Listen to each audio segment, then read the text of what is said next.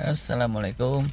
Yang lalu kita udah ukur gimana manfaat fasting terhadap 9 hallmarks of aging atau marka-marka utama penuaan di tingkat sel tubuh kita. Yang ternyata kesimpulannya, emang penting kita mesti ada periode-periode fasting puasa. Tapi nggak boleh kebablasan juga. Dan kalau mau lebih efektif, mesti dikombinasikan dengan jurus-jurus lain. Terus, kita udah bahas juga yang namanya tidur berkualitas itu kayak apa. Nggak cuma sekedar ngincer kuantitasnya, berapa jam durasinya. Tapi banyak aspek mesti kita dapat dengan disiplin. Yuk, sekarang kita tinjau seberapa pentingnya tidur berkualitas itu untuk mencegah penuaan dengan jajarin soal tidur ini pada tolok ukur hallmarks of aging. Disclaimer, karena ini banyak yang sifatnya sekedar ancar-ancar dan interpretasi saya atas sharingnya para ahli, mohon maaf kalau dipandang kurang akurat atau bahkan rada ngaco. Kalau mau dikoreksi juga boleh, silakan aja. Pertama, kalau tidur itu serba kurang, sleep deprivation, hancur dunia persilatan. Makin kurang, makin bahaya maut. Profesor Kripke bilang begitu, Profesor David Sinclair bilang begitu, Matthew Walker bilang begitu. Semuanya kayaknya sependapat nih. Begitu juga kalau oversleeping, karena jadi kurang gerak. Hormonal berubah, segenap otot melemah, itu juga jeleknya ujung ke ujung. Kalau sekedar pas-pasan gimana? No, ini tidak sekedar kuning kayak diet fasting kemarin. Kalau tidur itu pas-pasan, masih banyak merahnya secara DNA. Tetap deh, akan ada kelabilan-kelabilan interseluler maupun mitokondria di dalam sel-sel. Itu rejuvenation-nya nggak perlu waktu. Sama juga kalau soal nutrient sensing, itu perlu waktu. Jadi kalau tidur kalian pas-pasan, sinonim dengan percepatan penuaan. Kalian cepat tua, cepat usur, walaupun masih rada mending dikit dibanding dua ekstrim yang sebelumnya. Kalau yang tadi itu bukan sekedar cepat tua, tapi cepat mati. Walah, innalillahi. Berikutnya, lah mungkin ini bisa dibilang polanya Bang Mamat nih. Pensiunan, dah sepuh, baru mikir untuk nambah-nambah tidur setelah pensiun itu.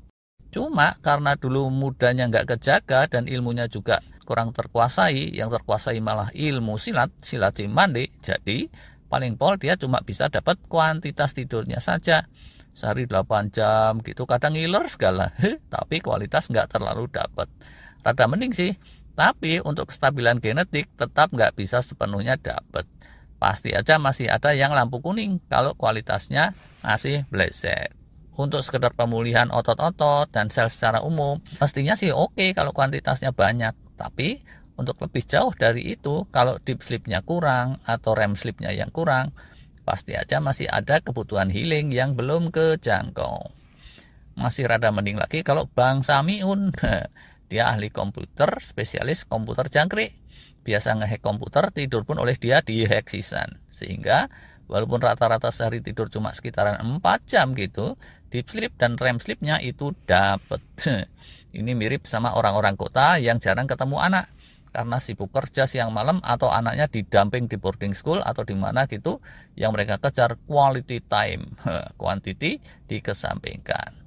Nggak sempurna tentu saja, tapi ternyata apa? Yang ini tuh cenderung lebih bagus dibanding yang sekedar ngejar kuantitas. Walau catatannya, ini masih debatable. Beberapa penggiat atau selebriti kesehatan ada tuh yang terobsesi sama kualitasnya tok kayak begini. Dan nyatanya, mereka hidup sehat, bugar, dan kinyis-kinyis. Yang paling tercodot juga ada sih, Masya Allah. Dan karena itu, kalau boleh diperumum, yang ini tuh bisa dibilang second best. Maklum dong ya, pejuang kehidupan yang banting tulang demi menunaikan berbagai amanah, entah ngurus orang sakit, ngurus proyek, ngurus apa kayak gitu. Asal jangan ngurusin kucing pilek, bisa kejadian kan ya. Kalian kecemplung ke situasi hektik yang terus waktu tidurnya crowded. Nah, kalau pas situasi begitu, jelas nggak bisa dapat kuantitas durasi tidurnya, maka fokuslah pada kualitasnya. Jangan malah terus kualitasnya juga dibiarin sisan pas-pasan, atau lebih parah lagi kalau terus wayangan lelean dan jatuh ke ekstrem kiri yang bahaya maut tadi itu. Harap maklum, berhubung ini second best, masih ada kurangnya juga, dan karena itu, kalau bukan pas musim crowded, yang terbaik jangan sekedar nguber kualitas, tapi kuantitasnya juga mesti diperhatikan. Kapan-kapan mestinya kita bisa ulas genomic stability nih bentar lagi. Oke lah, Kalau kualitas tidur dapat, pastinya nggak akan goyah nih kestabilan genetik. Tapi untuk balik solid lagi, balik muda lagi, telomernya bisa memanjang lagi, terjadi rejuvenation, mestinya juga nggak akan sepenuhnya dapat. Karena untuk rejuvenation yang paripurna perlu waktu. Demikian juga untuk normalisasi nutrient sensing, itu perlu waktu. Pemulihan fungsi mitokondria juga idem, nggak bisa sulapan, perlu waktu. Demikian juga untuk healing yang arahnya mencegah terkurasnya stem cell, itu perlu waktu. Apik tenan, yang terbaik jadinya ya tidur itu kejaga kualitasnya, tapi durasi kuantitasnya tercukupi pula. Tampilnya jadi lampu hijau semua tuh. Healing jadi optimal. Semua perlu dicatat di sini. Yang hijaunya hijau kenceng itu nggak banyak kayak pas fasting kemarin. Penelitiannya masih belum katam nih. Tapi kalau menurut saya tuh ya, kita nggak bisa naik juga kan. Allah Maha Adil. Dan surga yang dijanjikan oleh Allah kelak di akhirat bukanlah sekelas hotel melati. Bukan hal yang cemen. Jadi ya udah, nggak mungkin lah kalian bisa healing pol-polan, balik muda pol-polan hanya pakai satu jurus tidur toh. Apalagi kalau ngarepin bangun tidurnya terus berubah jadi cantik jelita. Walah, paling yang ada bangun tidur mata jadi rembes sambil ngiler sisan merata-rata. Malah cicai. Kalau jurus tidur ini terus dikombinasi dengan extended fasting kemarin, nah itu mestinya bisa amat beda ceritanya. Yang hijau tebal tentu akan lebih banyak. Itu pun tetap sih nggak bakal bisa jadi muda kembali secara mencengangkan. Tapi ya mestinya bisa kayak Mbak Sutinah gitu deh. Dia cukup beda gitu kalau dibandingkan dengan teman-teman sepermainannya yang sebaya.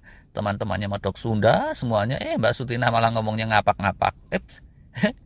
Ini beda bukan dalam arti logatnya, ding. Waduh, kebiasaan sih. Mau kasih ilustrasi kok melenceng. Udah dulu ya. Mari kita tutup sharing kali ini dengan sebuah pantun.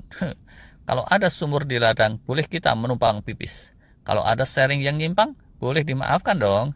Peace. Wah, tumben nih. Kali ini kok rada bener pantunnya ya. Terima kasih.